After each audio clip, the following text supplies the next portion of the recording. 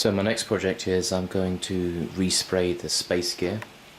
The Plasti-Dip that it's got on it has actually held up very well over the years. It's been quite a few years now. I wasn't expecting it to last so well for so long. Fortunately it's raining right now, so I can't take it outside and show you in the daylight. But it still looks good. Once I wash it up, particularly in the evening sun, it looks nice. I still get asked by people at the petrol station what's it's coated with and where I got it done and how much it costs and stuff like that. Mainly it's just starting to look a bit tatty because you can see how filthy it is. It starts to look a bit tatty in places because it's just getting a bit old. So I'd like to refresh it. The grey parts are painted in a different product called Plasti-Wrap, and at the time I was doing it, Plasti-Wrap had quite bad reviews on the forums, and I couldn't figure out why, because it seemed fine to me. It went on very easy, but it's all starting to wear a bit. You can see here, right? And actually, now that I'm going to do it, I might as well show you. If you rub it like that. There, you see? It actually starts to come off quite easily, and that's not dirt, that's the actual top layer of this grey metallic paint. So all the grey parts especially are starting to look very tatty and old. From a distance it looks alright, and when you get up close it just doesn't look that good. Just look at the front piece. Here you can see, I haven't actually ever touched this. This is just from driving around.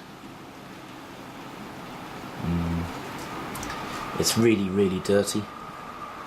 I tried to clean it, but it's parked outside the whole time, and there's only so much you can do, and then after a while you start to get fed up of it. There's a few thin patches which are starting to show through. You see the one here, there you go, you can see. So here you can see the white coming through. This is the actual Plasti-Dip kind of peeling off, not really peeling off, just kind of fading off. Here's another piece. What this is showing me, it's showing me all the thin patches when I did it, because rather than run along the car this way, which is how you're supposed to do it, I didn't have the space in the garage, so I sprayed it up and down like this, and that meant that the gun was here for the shortest amount of time, because I used to kind of let it go like that, and this got much thicker coat than this part did. And also, as it's driving at speed, I think this part gets more wind and little particles whizzing along it. So that's one thin patch. There's another couple of thin patches around the place. Here's another little bit here. Well, it's quite obvious, the patches where I just didn't put it on thick enough. Here's one more. So once you get up close, and you can actually see all the imperfections, it just doesn't look that great anymore. So I want to refresh it. So the first thing I need to do is give it a real good clean. Probably I'll take the bumpers off and cleaning all those little cracks and everything. And then all those little thin weak patches, I haven't got any more of this brown colour because I mixed it up as I went along, and I haven't got any more of those pearls, but red is close enough, so I'll touch up all those thin patches with just plain red, so that when I put my next layer on top there's not a massive colour difference. I'm not going to peel it off, I'm just going to spray straight on top once it's nice and clean, because the thicker you put it on the better, and it's so good for most of it that there's no point going all the way back to scratch and starting again. So yeah, first of all good clean, and then touch up all the weak patches, and then there's a few patches where you can see a faint mark like this, right? There's a few patches where I had problems when I painted it, and I had a few drips, and I patched them up as I went along. There's another one somewhere here, if I can catch it. Bit hard to come out. Here it is, you see? Can you see a bit of lumpiness here? So what I'm going to try to do, I've never seen it done before, I searched on the forums, I don't see anyone who've tried it, is I'm going to try and lightly sand out these imperfections. Now that I'm not worried about the actual final finish, I can try and smooth out some of these imperfections before I put the next colour on top. Okay, so the first step is cleaning.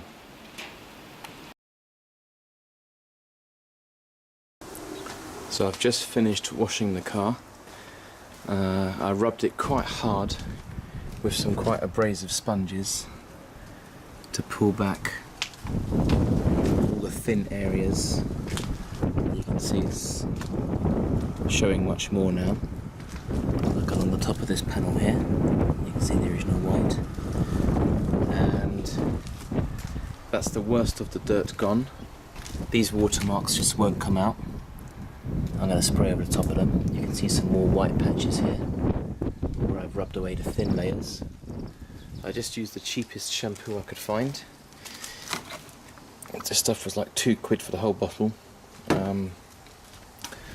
The roughest shampoo, least amount of wax, to take as much of the grease off as possible and be a bit harsh with it at the same time.